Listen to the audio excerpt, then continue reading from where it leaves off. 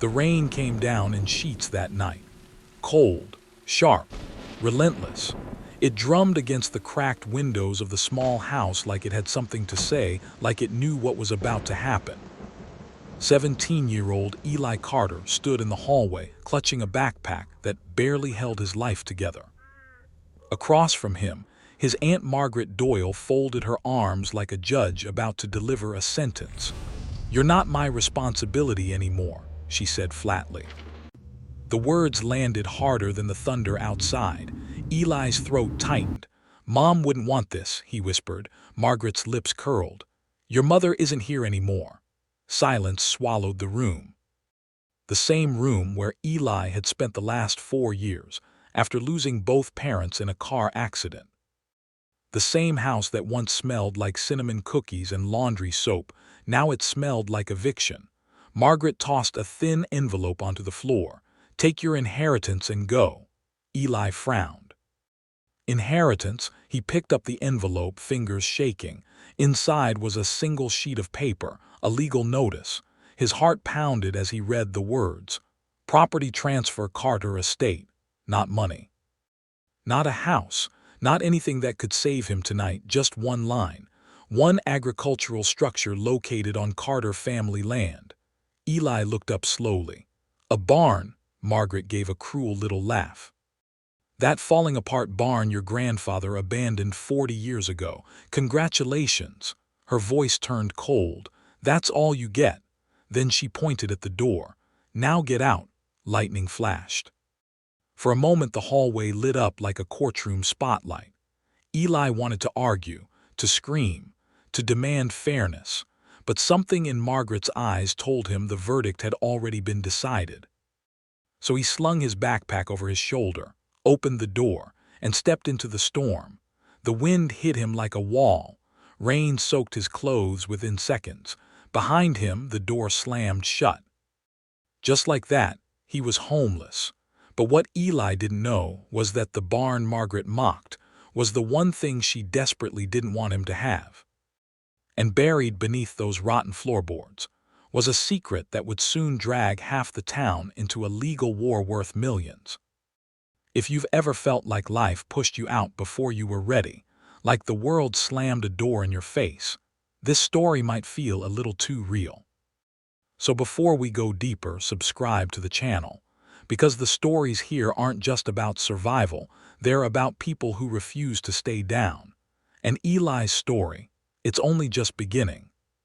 3 hours later, the storm had softened to a steady drizzle. Eli walked down the gravel road toward the edge of town, following a memory more than a map. His grandfather used to bring him here when he was little, back when life still made sense, back before funerals, before lawyers, before Margaret.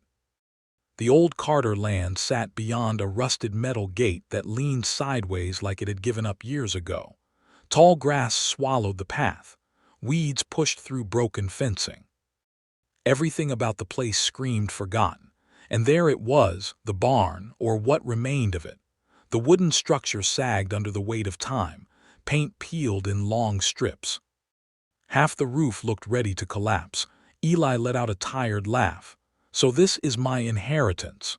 The wind creaked the old doors open slightly, as if inviting him inside. He stepped in cautiously. Dust swirled through the air. The smell of aged wood and hay wrapped around him.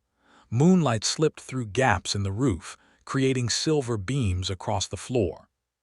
Despite everything, the place felt strangely calm, like it had been waiting. Eli dropped his backpack and sat on an overturned crate. For the first time that night, he allowed himself to breathe. "This is home now," he muttered. He leaned back against the wooden wall. That's when he heard it. A faint hollow sound beneath his foot. He frowned, tapped the floorboard again. Knock. Different from the rest. Eli knelt down. The plank shifted slightly. Loose. Curiosity stirred. He wedged his fingers into the edge and pulled. The board lifted with a long groan. Underneath was a narrow cavity carved between the beams, and inside it a metal box, small, locked. Eli's pulse quickened. "Okay, that's weird." The box was old, heavy, covered in dust. Stamped on the top was something faint, a name. He rubbed the metal clean, and his breath caught. Carter Agricultural Trust. Trust. That didn't make sense. His grandfather had died broke. That's what everyone said. Eli turned the box over in his hands, still locked. But on the side, a folded paper stuck halfway out. He carefully pulled it free. It was a legal document. Yellowed with age, the words sent a chill through him. Land ownership claim Carter Family Holdings. The page listed property numbers, dozens of them, acres and acres of land, far beyond this barn. Eli stared at it stunned. This wasn't possible, unless someone had been hiding the truth.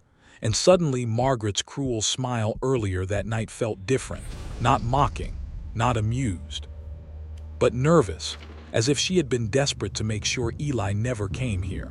The rain outside stopped. The barn fell silent. Eli slowly looked around the dark structure. Something told him this place wasn't abandoned, it was buried. And the moment he uncovered that box, he had unknowingly stepped into a battle that powerful people had spent 40 years trying to keep hidden. If this twist caught you off guard, you're going to want to stay for what comes next. Because the moment Eli opens that box, the lawyers, the town council, and even his own aunt will do everything possible to stop him. So make sure you're subscribed, because the next part reveals the secret that turns this broken barn into the center of $1 million legal war. The morning sun crawled slowly over the hills surrounding the Carter land. Eli hadn't slept, not really. He spent most of the night sitting beside the metal box, staring at it like it might disappear if he blinked too long.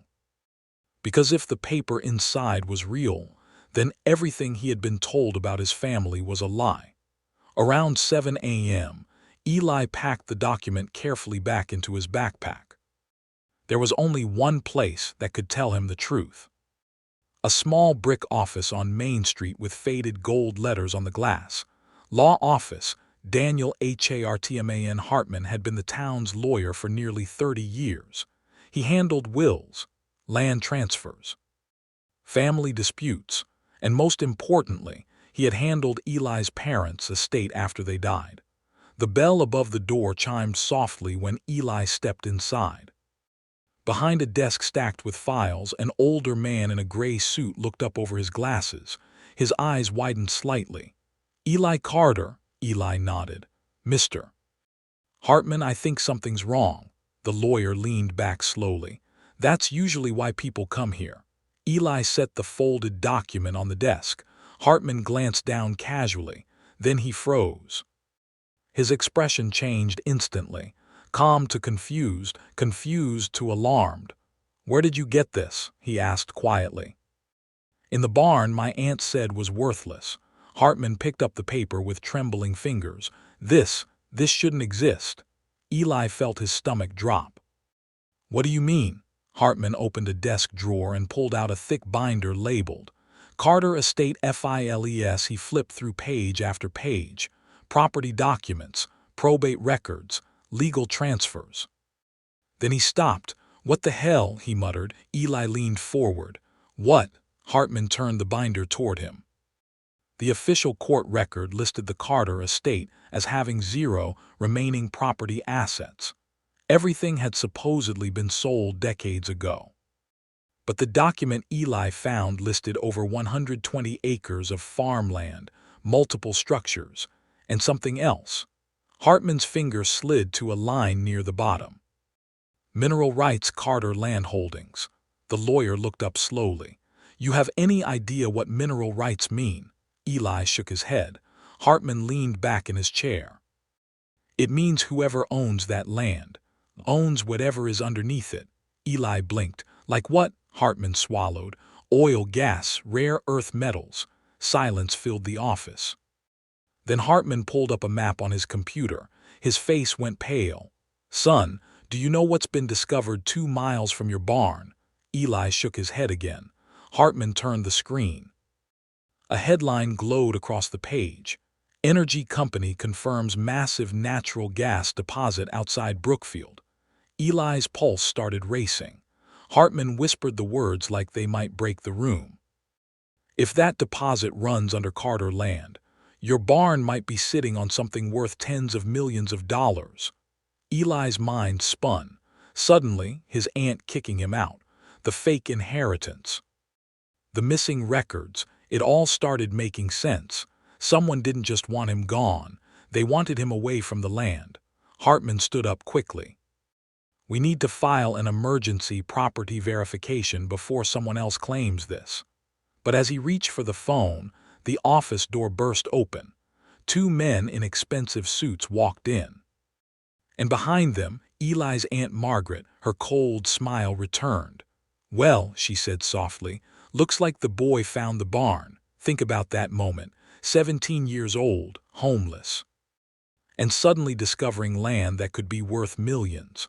But here's the scary part. When money like that is involved, people don't just argue, they fight. Sometimes in court, sometimes outside it. So if you're enjoying this story so far, hit subscribe now. Because what happens next in this legal battle is something even the lawyer didn't see coming. Margaret walked into the office like she already owned the place. Her heels clicked against the floor with quiet confidence. Behind her, the two suited men stood like bodyguards. Hartman frowned. "Margaret Doyle, I wasn't expecting you," she smiled politely. "Oh, Daniel, I think you were." She placed a thick legal envelope on the desk. "Because this situation is about to get very simple." Eli felt a chill crawl down his spine. Hartman opened the envelope. Inside was a freshly stamped court document. He read it once, then again. His face hardened. "You're filing a contested inheritance claim," Margaret nodded calmly. "Of course." Eli stepped forward. "You told me the barn was mine." Margaret's eyes flicked toward him. "I told you that you could have it." She folded her arms. "But legally, it was never transferred." Eli felt the ground shift under him. Hartman slammed the papers down. "That's not true." "The probate records show," Margaret raised a finger. "Daniel, check the amendment filed 3 weeks ago." Hartman turned back to his computer. His fingers flew across the keyboard. Then he stopped. "Oh, you sneaky," Margaret smirked. 3 weeks earlier, she had quietly filed a legal motion claiming that the Carter land had been improperly cataloged decades ago. Which meant, until the court resolved the dispute, ownership was frozen. No claims, no development, no control. Eli whispered, "So what does that mean?" Hartman exhaled slowly. "It means your aunt just started a legal war." Margaret leaned toward Eli slightly. "You should have stayed away from that barn." Then she straightened and walked toward the door. But before leaving, she turned back with one final line. "Oh, and Eli, if you can't afford a lawyer, you're going to lose very quickly." The door closed. Silence filled the office. Hartman rubbed his temples. "Well," Eli swallowed. "How bad is this?" Hartman looked him straight in the eyes. "Bad enough that people with money and lawyers are about to try and erase your claim completely." Eli tightened his fists, because now he understood something important. This wasn't about family anymore. This was about control of land worth millions, and people like Margaret, they didn't lose easily. Before the courtroom battle begins, ask yourself something. If you suddenly discovered land worth millions, but powerful people tried to take it away, would you fight or walk away? Because Eli is about to make a decision that changes everything. So if you want to see how this courtroom war unfolds, make sure you're subscribed. Because the next part reveals the hidden document in that metal box, the one piece of evidence that could destroy Margaret's entire case. Before we reveal the biggest twist, let's be honest. At this point, most people would have given up. A 17-year-old fighting experienced lawyers and family betrayal. That's overwhelming. But sometimes the truth hides in the one place no one bothers to look. And in the next moment, someone walks into the courtroom who will completely destroy Margaret's story. So if you're enjoying stories about underdogs beating impossible odds, subscribe to the channel. Because the ending of this one, you won't see it coming. The courtroom doors opened quietly. Everyone turned. An old man walked slowly toward the front. His cane tapped softly against the tile floor. Hartman's eyes widened. No way, Margaret stiffened in her seat, because she recognized him immediately. Thomas Ridley, the former county registrar. The same man whose signature appeared on the hidden deed. The judge adjusted his glasses. "Mr. Ridley, are you here to testify?" The old man nodded. "I believe I am." He took the witness stand carefully. Margaret's lawyer tried to stay calm. "Mr. Ridley, you retired 20 years ago, correct?" "Yes." "And you're claiming you remember notarizing a document from 1979. Ridley smiled faintly. "Oh, I remember this one." He turned toward Eli. "Your grandfather came into my office late one afternoon carrying that metal box." The courtroom leaned closer. Ridley continued. "He said he had discovered something under the Carter land." Margaret's lawyer interrupted. "What exactly?" Ridley took a breath. "Natural gas." Gasps exploded across the courtroom. Ridley nodded. "He told me powerful companies had already started trying to buy the land quietly, but he refused." The judge leaned forward. "Why hide the deed?" Ridley answered calmly. "Because William Carter believed someone in his own family might try to sell the land before the next generation was ready." Margaret's face drained of color. Ridley pointed directly at her. "And it appears he was right." The courtroom erupted. Margaret stood suddenly. "That's a lie," but the judge slammed the gavel. "Order!" Ridley reached into his coat pocket. "I also brought something else." He handed the judge a small envelope. Inside was an old cassette tape, a recording William Carter asked me to keep. The judge looked curious. "What's on it?" Ridley's voice was quiet. "His final instructions." The tape was placed into a recorder. Static crackled. Then an old voice filled the courtroom. "William Carter. If you're hearing this, it means someone tried to take what belongs to my grandson." Eli froze. He had never heard his grandfather's voice as an adult before. The recording continued. "The land stays with the Carter bloodline, no matter what anyone else says." The tape clicked off. Silence swallowed the courtroom. Margaret slowly sank back into her chair. Because the legal battle she tried to control had just collapsed. 3 weeks later, the courtroom filled again. This time the tension felt different, hopeful. The judge entered and read the ruling. After reviewing the evidence, the court recognizes Eli Carter as the sole legal owner of Carter agricultural land and all associated mineral rights. Cheers erupted behind him. But the judge wasn't finished. He looked directly at Margaret. "The court also finds sufficient evidence suggesting attempted fraud and concealment of inheritance documents." Margaret's lawyer closed his eyes. "Therefore," the judge continued, "the matter will be forwarded for criminal investigation." Margaret sat frozen. Her plan to quietly steal the land had just destroyed her life. Outside the courthouse, reporters surrounded Eli. "Eli, what are you going to do with the land?" He looked toward the hills where the old barn stood, the same barn that gave him shelter the night he was kicked out. He smiled. "First thing," he paused. "I'm fixing the barn." The reporters laughed, but Eli was serious, because that broken building, the one everyone thought was worthless, had protected his family's secret for 40 years. And now it had given him something even more valuable than money: a future. Sometimes life throws you out into the storm thinking you'll disappear. But every now and then, the place people laugh at, the thing they say is worthless, turns out to be the one thing powerful people were afraid of all along.